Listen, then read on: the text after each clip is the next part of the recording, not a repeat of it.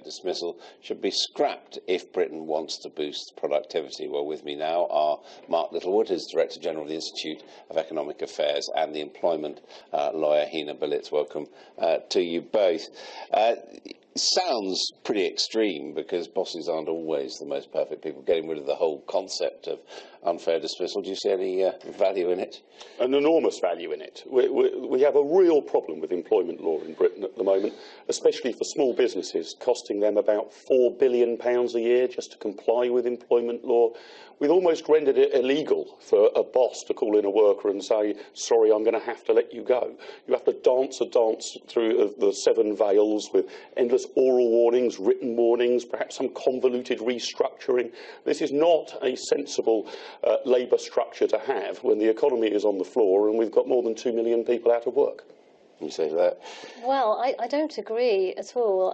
I think absolutely unfair dismissal law, the vast majority of it is absolutely needed.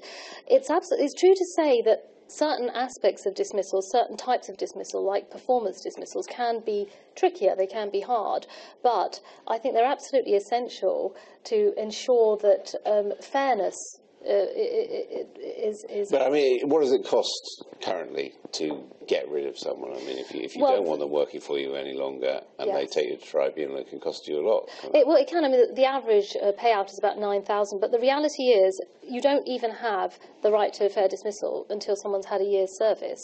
But beyond that, there are a raft of very legitimate, easy ways to dismiss people, the obvious one being redundancy, where obviously you have to have a redundancy situation, but the process is not difficult, it isn't strained, it doesn't take too long. But, you know, the implication of that is that once people have made a commitment, work longer than a year or so, surely they are entitled to some protection. Well, there's not much rocket science here, Adam. I mean, if we take steps to put the price of labour up, which is what this does, it makes labour more expensive, then expect actually less labour to be employed and deployed. That's actually what's happening. And I think is there any evidence that it happens? Because as I understand it, in America, for example, they've got freer labour laws. They've also got higher unemployment. It's not going to obliterate the unemployment queue of 2.5 million people overnight. Clearly not.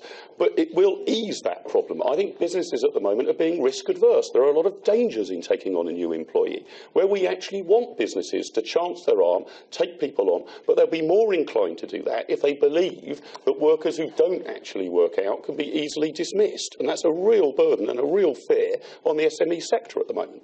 There are people who exploit this, though, aren't there? I mean, who almost shop around for compensation. Absolutely, and I've met a number of them, I have to say. Represented? Well, mostly on the other side, I have to say, but yes, I've seen a fair bit. But no, I mean, the problem I think we have is that at the higher level, it's quite easy to dismiss because quite often compromise agreements are used, so people are sort of paid off. So therefore, a change of this sort is going to affect the people that are less well paid, and that generally I think it's going to be a negative because it will hit a large percentage of them. But you must know, if you've represented both sides in these cases, that Mark is right, that people say, well, I'm just not going to hire anybody anymore, I'm so sick of this. You know, I have to be upfront about the fact that, yes, people do have difficulty. There are a percentage of employers that end up being strained by the process. But the trouble is, by simply eliminating that level of protection, I don't think we're going to achieve anything other than an unregulated workforce. You have to remember that there are lots of unscrupulous employers out there that will want to dismiss people for no good reason. I mean, as I gather, Mark Littlewood, Adrian Bancroft, who wrote this report, is a Tory donor, friend of David Cameron, but it doesn't look like the government's going to pick this one up in a hurry. I'm not sure they'll go the whole way, but I'm encouraged to actually see the government at least doing some brave thinking on how we get the economy moving again. And I think this idea that all the bosses are out there to exploit all the workers is wrong. I think there are a lot of bosses out there who would like to take on new workers if only it was easier to. Thank you both very much indeed.